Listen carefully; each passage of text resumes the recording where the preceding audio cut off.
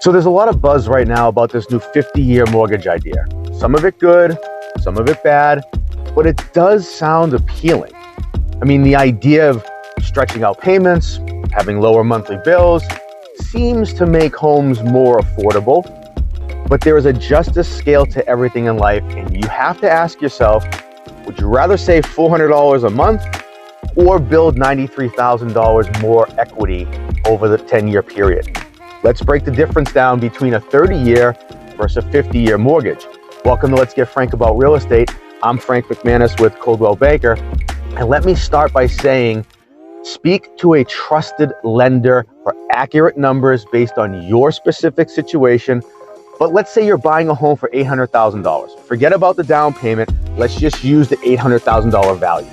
At today's average 30-year fixed rate of roughly 6.34%, your monthly payment would be $4,966. Now take the same $800,000 and stretch it to a 50-year mortgage at a rate of 6.84%, which is a half a point higher, pretty typical when you extend the term.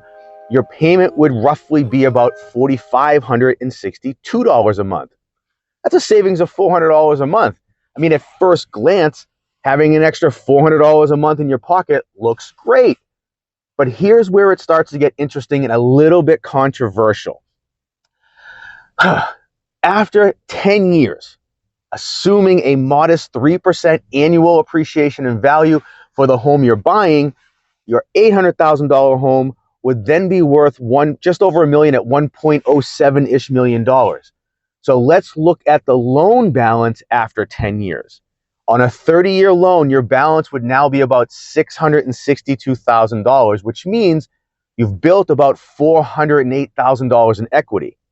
However, on a 50-year note, your balance would still be around $755,000, which means your equity is only about $315,000. That's roughly a $93,000 difference in total equity in just 10 years.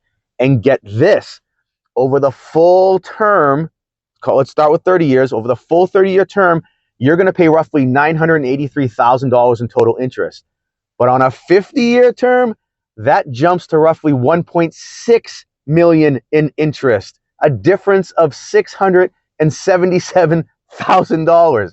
So yes, you can save $400 a month on a 50-year term, but it's going to cost you over $500,000 more in total later.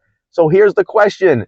Is the monthly savings of the 50-year term worth giving up $93,000 in equity after 10 years and over $677,000 in interest payments over the course of the term? I'm curious to know what you think. Would you rather lower your monthly payment or have more equity? Leave me a comment below. And if you have any questions, send me an email at frank.mcmanus@cbrealty.com, and I'll set you up with a trusted lender to give you all the answers that you need. As always, I hope this helps you. And for over 390 more videos like this with tips on all things real estate related, please like, follow, subscribe, and share to any of my social media pages. I thank you so much for watching, and until next time.